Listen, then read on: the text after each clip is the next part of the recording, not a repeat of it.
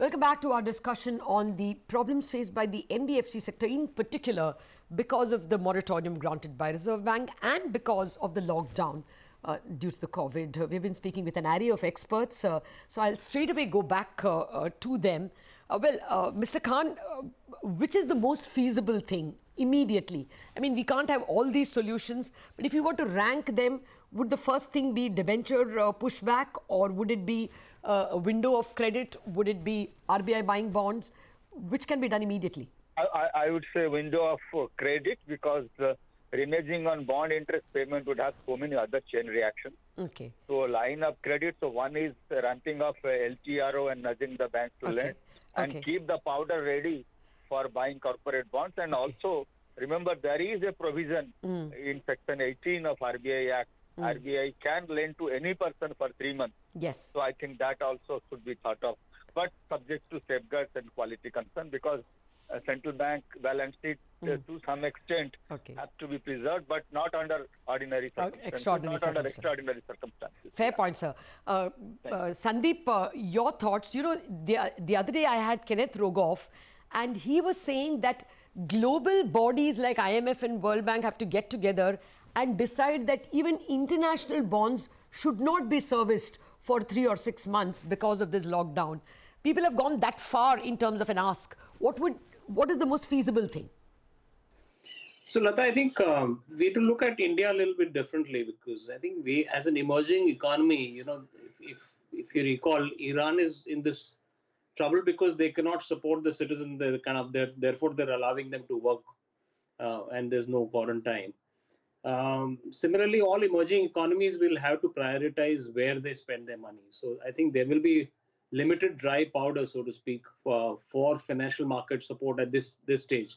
I think that stage may come after a month or two. Right now, I think the human misery is... So you think the better solution would be to push back debenture payments, change the rules? Just 2-3 weeks, I would think. I don't think it requires 2-3 months. I mean, 2-3 months will certainly will cause a lot of second and third order effects. So I'm not sure that's a great idea, but at least for 2 or 3 weeks, certainly I think some kind of special dispensation, and also, you know, that should not be considered as default under the rating regulations.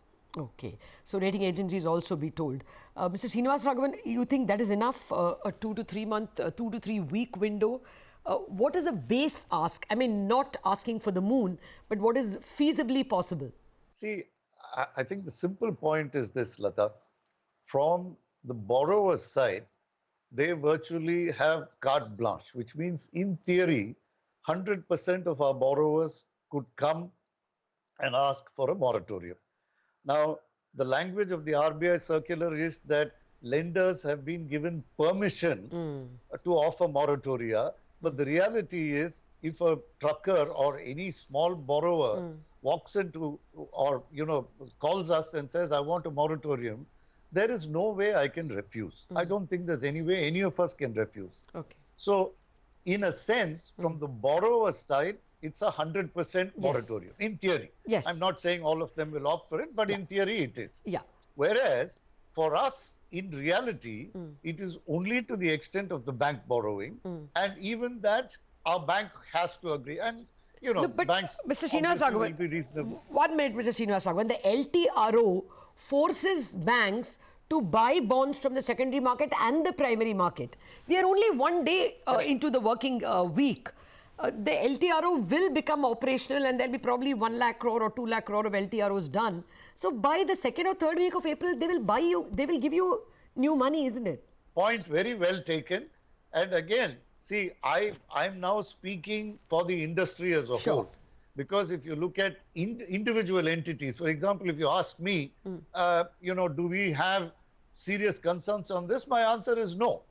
You know, as someone earlier said, many of us do have liquidity, right, because of some of RBI's earlier actions. So we must look at it at a broader brush. This is not, you know, if you look at the top 6 or 8 or 10 NBFCs, they'll probably say we're okay for the next 3 months or 2 months. So this is more system. Yes. There's also the other issue which I raised, which is the securitized paper and the direct assignment. What happens on that? Okay. And one other regulator whom we've not talked about at all, which is IRDA. Okay. Because a lot of the life insurance companies, they are invested in corporate bonds as well. So this has to be across all regulators. And I agree with you. I think if the LTRO kicks off, then I think it takes a lot of pressure off the market. But as I always do on your show, and anytime I'm on in media, I think it's the medium and small NBFCs that we need to worry about. They are the most vulnerable. Okay, we are out of time, sir. But Mr. Revankar, last word from you. Apart from what Mr. Srinivasan said, I would definitely love to have a special refinancing window from RBI, because that is something gives confidence to all lenders. Sure. Now, RBI has been telling that there is enough liquidity in the system, you borrow from the bank. Okay. But banks themselves feel that if you have some additional comfort, it is easy to lend. Okay. So I think that's where the fair point. Okay, refinance window. I'm sorry, sir, I'm cutting you off because you're out of time. Lakshmi, just one sentence from you. NBFCs accuse that banks are putting up the price because it's a buyer's market.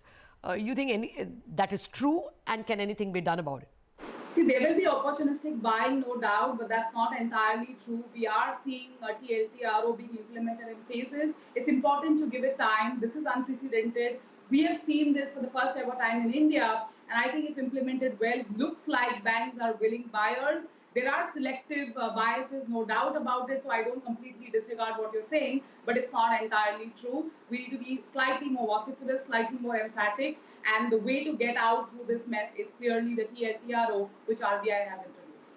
Gentlemen and lady, thank you very much. I'm completely out of time, but that's a bunch of suggestions coming in from former regulators and from leading players in the NBFC space, a refinance window and a forbearance on servicing bonds and debentures. Thank you very much for joining us in this special discussion.